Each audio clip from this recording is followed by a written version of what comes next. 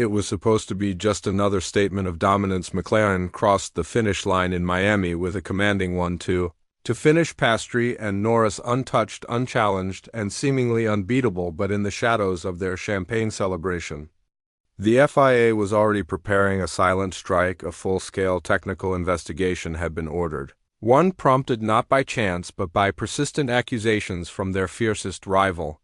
Red Bull Racing for weeks whispers grew louder. Flexible wings, mysterious brake designs, even bizarre accusations involving water and tires. McLaren's meteoric rise had the paddock buzzing with suspicion, and now, after intensive scrutiny, the FIA has issued its verdict. But is this truly the end of the controversy, or merely the calm before a political storm unlike any we've seen this season? Make sure to subscribe, because what you're about to hear is not just about brake ducts or clever engineering. It's about power perception and the fragile balance that holds F1's credibility together. Let's discuss, and stay tuned until the end. The 2025 Formula One season is only 6 races old, but it's already delivering more intrigue than some entire championship years. At the heart of the chaos sits McLaren, a team reborn, resurgent, and ruthlessly efficient. From the outside, their domination seems surgical, but behind the scenes, Red Bull has been stirring the pot, claiming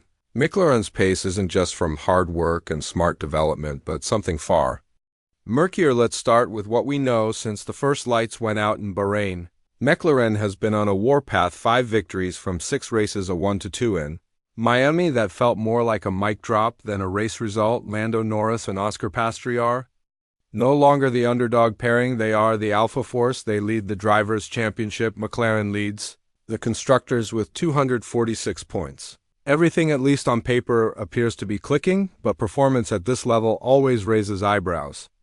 And for Red Bull, whose aura of invincibility is crumbling race by race, McLaren's rise seems too meteoric to be natural, according to multiple reports. Red Bull has been quietly raising red flags with the FIA about the legality of McLaren's car. At the center of this storm is a controversial brake design. The exact technical details remain shrouded in secrecy, but insiders claim it involves intricate airflow manipulation, possibly enhancing both cooling and aerodynamic balance in ways that exploit gray areas in the regulations. The design reportedly alters how air moves around the front tires, reducing drag and possibly even enhancing downforce generation without breaching Article 11 of the technical regulations. To the naked eye, it's just a brake duct. To an aerodynamicist, it might be a masterpiece or a legal loophole stretched to its limit. After the Miami Grand Prix, the FIA launched a full investigation into McLaren's cars. Their findings: officially, the design complies. In the FIA's words, it's simply a clever interpretation of the rules, but let's dissect what that really means in F1 speak. The FIA doesn't operate in absolutes when it comes to design legality. There's a vast ocean of interpretation, and McLaren seems to have navigated that ocean with unprecedented precision. Cleverness in F1 is celebrated until it becomes a political liability. Just ask Braun GP about the double diffuser in 2009, or Mercedes with DS in 2020. Teams innovate, other teams protest. The FIA interprets it's a cycle as old as the sport itself, and yet there's a lingering unease. Red Bull hasn't just alleged issues with brakes, they've hinted at flexible wings, a persistent point of controversy in F1 history. The FIA responded by announcing more stringent load and deflection tests starting at the Spanish Grand Prix, the 9th round of the season. But that raises the question Jos Verstappen couldn't ignore: if something is dubious now, why wait until Spain? Why not act immediately? Jos, speaking with unfiltered frustration, accused the FIA of dragging its feet, essentially giving McLaren a free pass to exploit a flexible wing advantage through the early part of the season. Why, after so many races, and then it's no longer allowed? Then they have benefited from it until then, he said. I think that's so stupid. Harsh words, but not without precedent, and it's not just wings and brakes. In what can only be described as a bizarre subplot, rumors emerged late last year, largely pushed by German sources and echoed by Red Bull sympathizers, that McLaren may have been injecting water into their tires to assist with thermal management. The theory was as strange as it was unsubstantiated. Still, it gained enough traction that McLaren CEO Zak Brown felt compelled to publicly mock it. He famously brought a water bottle labeled "Tire Water" to the Miami GP and took a theatrical sip on camera.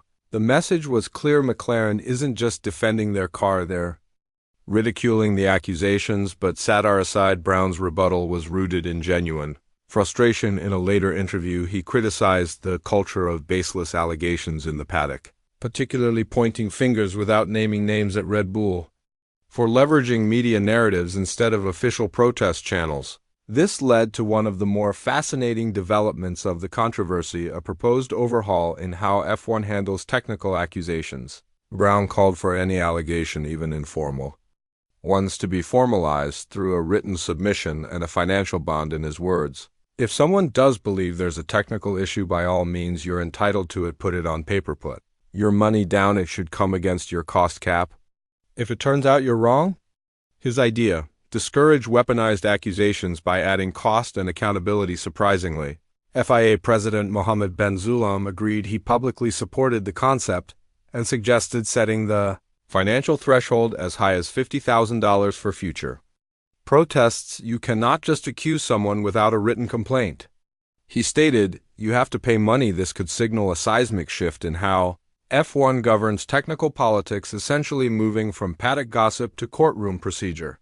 But while the sport debates process, fans and analysts are still left with one burning question: has McLaren built a truly legal supercar, or have they simply found a way to stay one step ahead of enforcement? Here's where things get even murkier. One anonymous engineer from a rival team reportedly told Automotor Unport that McLaren's brake design could not have been conceived without months of borderline testing. That implies not just clever engineering, but a willingness to walk the edge of legality, and that's not a crime in F1. In fact, it's often the hallmark of champions. But the bigger issue lies in timing. If McLaren has been allowed to benefit from innovations that will later be restricted, like flexible wings or potentially questionable aerodynamic brake assemblies, then isn't the championship already tainted? Should an early gains be scrutinized retroactively? This isn't just a hypothetical. In 2021, Red Bull's own rear wing design was eventually banned mid-season. Mercedes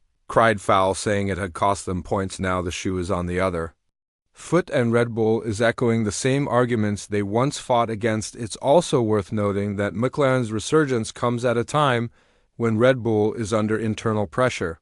Max Verstappen may still be the sport's brightest star, but their dominance isn't what it was in 2023. Technical staff departures, Adrian's looming exit, and the growing tension inside Red Bull's management have all contributed to their vulnerability. In that context, accusing McLaren could be as much a strategic smokescreen as a genuine concern. Still, there's no denying McLaren's pace is real. The telemetry shows it, the lap times prove it, and unless a future FIA report says otherwise, their car remains compliant. Is this a case of innovation outpacing regulation, or just another chapter in F1's eternal war of politics and paranoia? Let me know your thoughts in the comments. And as we approach the Emilia-Romagna GP, one thing is certain: the fight for truth off track is just as fierce as the one on it. Applause music.